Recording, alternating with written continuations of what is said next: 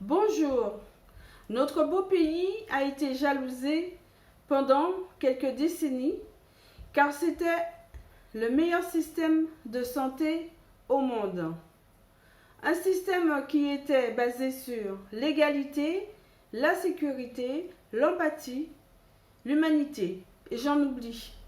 Puis, ce système si jalousé par les autres pays s'est dégradé petit à petit.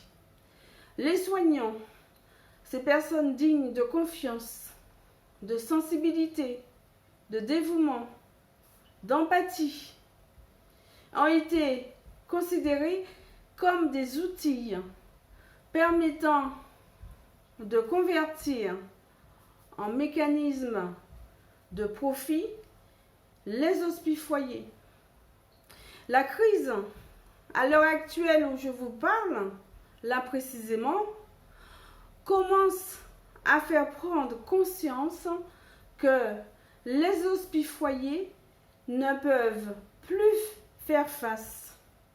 Les services de priorité qui sont les premières portes à franchir quand ça va très mal et qui permettaient d'avoir une prise en charge satisfaisante il y a quelques années encore, ne peuvent plus assurer leur mission dans des bonnes conditions. Rien aujourd'hui ne nous garantit que si, en cas d'accident grave, d'une crise cardiaque, d'un accident cérébral vasculaire, d'un accouchement à risque, nous soyons pris en charge dans les temps impartis.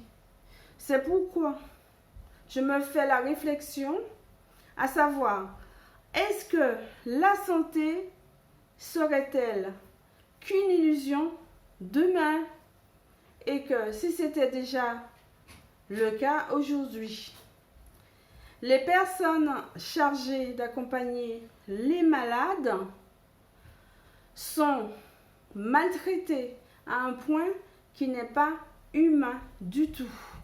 Pourtant, nous sommes au XXIe siècle. Depuis presque un an, ces personnes sont devenues des sans-rien, des sans reconnaissance et ont été exclus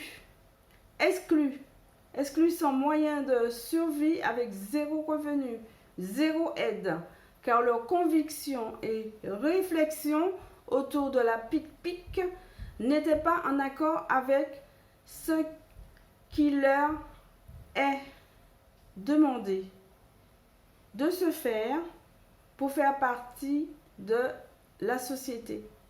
Aujourd'hui, rien n'a changé pour ces personnes qui sont pourtant des personnes à part entière. Leur situation s'est même dégradée. Certains se sont même ôtés leur propre vie alors qu'ils ont soigné avec empathie, bienveillance, qu'ils ont donné de leur tripes pour accompagner et sauver des vies pendant toute leur carrière, des fois des carrières de plus de 30 ans.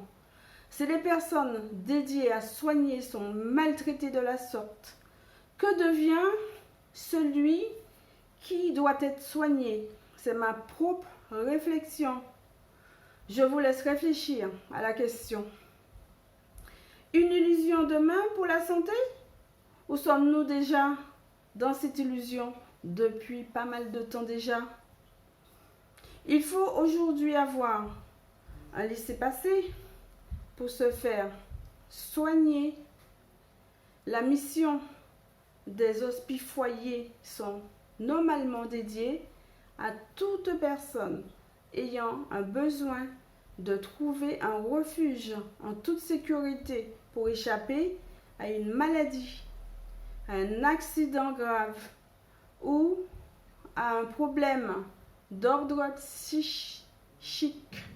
Un exemple, une grosse dépression, car la dépression est la première maladie d'ordre psychique dans le monde actuellement. Avant les autres problèmes psychologiques et psychiatriques.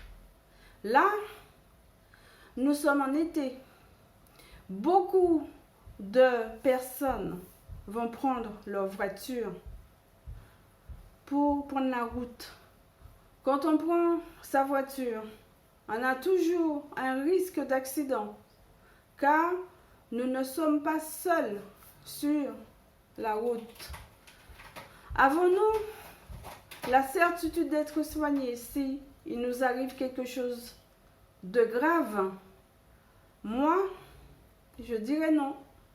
Aujourd'hui, sommes-nous certains de pouvoir échapper à une crise cardiaque, un accident cérébral? Est-ce que les secours seront disponibles à ce moment-là? Pas sûr, car plus ça va, plus le bonheur de recevoir l'aide des secours se réduit par manque de moyens humains. Car beaucoup de services de priorité immédiate sont fermés même la nuit et continuent de fermer pour faire face aux pénuries humaines dédiées à la prise en charge de la santé. Je ne suis pas certaine que demain, nous puissions compter sur les centres hospices-foyers pour nous garantir des soins avec un grand S. Parce que le soignant n'est plus en mesure de faire correctement ce que sa profession attend de lui, selon moi.